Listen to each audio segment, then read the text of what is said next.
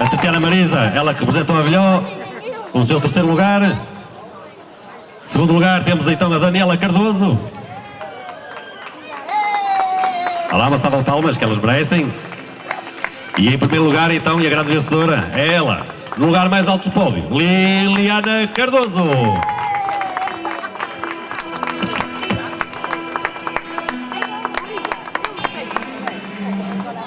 Agora para a fotografia, podem-se juntar todas lá em cima no primeiro lugar, se foram todas primeiras, vá lá, toca a subir todas para o primeiro lugar. Para a fotografia, isso. Vá lá, mais uma salva de palmas que elas merecem. Ok, vá lá.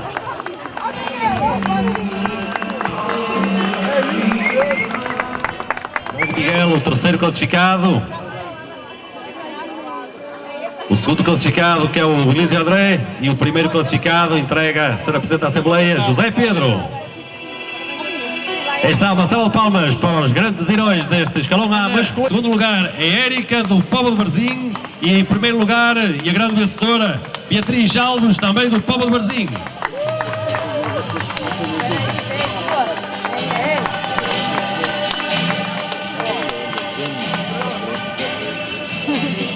Eu não vou conseguir tirar que meus estão a descer.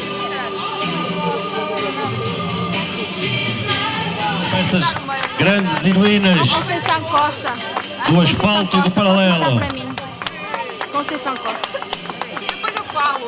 Olha lá para a fotografia, agora aí todas taças ao alto, bem alto, essas taças bem levantadas aí, exatamente. Olha lá. Parabéns. E agora vamos. Escalão B, masculinos, dos 9 aos 12 anos. Os três heróis, os três vencedores, o pódio final, depois do percurso bem percorrido. E está, vá lá, não tenham pena, batam palmas, vá lá embora, eles merecem, eles merecem. Vá lá, essas taças bem levantadas para a fotografia, jovens, força, isso.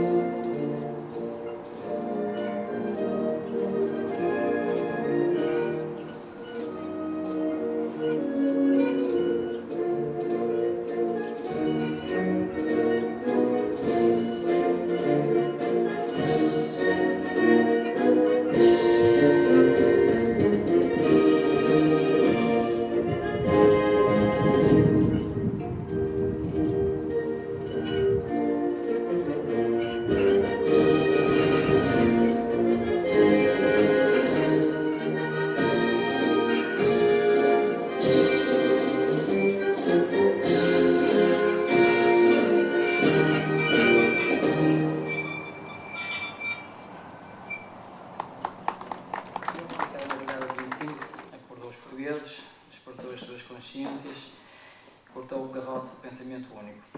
Foi o abril dos jovens, porque o maior dos seus comandantes, o capitão Salgueiro Maia, tinha apenas 29 anos. Na sua colônia militar saída de Santarém, os camaradas que o acompanhavam eram todos mais novos do que ele, e o movimento de capitães dirigia-se diretamente aos jovens com um objetivo essencial. Era acabar com a guerra, acabar com a censura, abrir as portas da liberdade, o fim da prisão política, o fim dos tribunais plenários e das condenações por delito de opinião. Foi o despertar do livre-arbítrio de cada um. 42 anos envolvidos sobre a Revolução, que era em nome do Partido Social Democrata, começar por saudar todos aqueles que tornaram possível a queda do regime ditatorial de mais de 40 anos. Saudar todos os capitães de Abril que souberam interpretar a vontade de todo um povo e permitir que a liberdade fosse a palavra mais gritada e cantada nesse dia. Saudar também todos os que, pela sua luta, pelo seu sacrifício, pelo seu exemplo, criaram condições para que o movimento das Forças Armadas cumprisse a sua missão. Quero também saudar aqueles que, tendo escolhido outra via para o combate à ditadura absurda e injusta, foram também peças essenciais do combate ao regime fascista. 42 anos depois dessa alvorada libertadora, é justo dizer que valeu a pena, mas importa também, em nome da verdade, dizer que, de facto, há partes de 25 de Abril por concretizar. Há jovens ainda sem futuro, cidadãos sem presente e uma autarquia responsável não pode nunca, mas nunca admitir-se do parceiro ativo na procura das soluções para fixar a lei. Gostaria de facto agradecer a esta Junta de Freguesia o apoio que tem dado de uma maneira geral a todas as associações e coletividades, de uma maneira particular à minha instituição, e mudei aqui algumas coisas neste discurso, que é um discurso institucional. Retirei a palavra conselho, coloquei a palavra Portugal, o país, porque acho que de facto nós devemos pensar no país e não concretamente só na nossa terra, porque quando começamos a pensar somente naquilo que nos diz respeito, esquecemos o conjunto, esquecemos o global e por vezes isso acaba por nos coartar o desenvolver em termos mais genéricos. Se calhar é melhor começarmos a pensar de uma forma, enfim, mais fraterna, mais solidária e esquecer o nosso umbigo. O 42º aniversário do movimento militar de 25 de Abril, que devolveu ao povo português o sentido e sentimento de liberdade, um dos mais valorosos direitos da humanidade. A União de Freguesias de Custóias, Leçadão e Guifões celebra o dia em que as espingardas floriram cravos e o povo saiu à rua com júbilo e esperança. Esta sessão deve ser homenagem devida a um ideal universal. Prestar homenagem à liberdade é dar importância a um valor que nunca podemos considerar definitivamente adquirido. Passaram já mais de 4 décadas. Durante este tempo, alicerçaram-se as instituições do regime democrático, onde o poder local sobressai como uma grande conquista de Abril.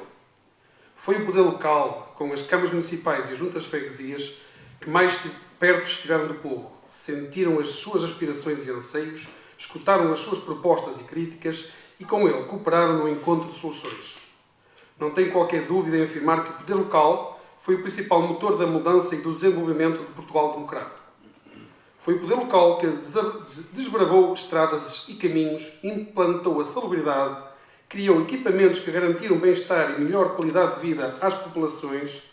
Foi o poder local que implantou infraestruturas que sustentaram o investimento, levou o desporto e a cultura junto aos cidadãos, valorizou os seus próprios recursos, lutou pela valorização das tradições, dos valores locais, o apoio às instituições, aos organismos sociais, culturais, desportivos e recreativos. Para fazer as contas, verificará que o número de militantes de todos os partidos políticos somados é de menos de 1%. 1% da população total da freguesia. Se assim for, ou se assim não acontecer, uma coisa é certa. Os eleitores da nossa União de Freguesia saberão, e isso é património, herança da Revolução de 25 de abril de 74, no exercício da liberdade de voto, recompensar ou punir os responsáveis pela má atuação e serão dar voz à democracia como dispositivo de 2 anos que aconteceu o 25 de abril de 1974. Este glorioso acontecimento foi desencadeado por um heróico grupo de militares que ficaram para a história designados como capitães de Abril. Foi resultante da Revolução de 25 de Abril que foi possível elaborar a lei fundamental do nosso país, que é a Constituição. Esta foi aprovada em 2 de abril de 1976 e entrou em vigor precisamente em 25 de abril desse ano. As conquistas do 25 de abril, a que se quer mais duradoura, é a liberdade de pensar e de reunir com quem, onde, como e para o que se entender.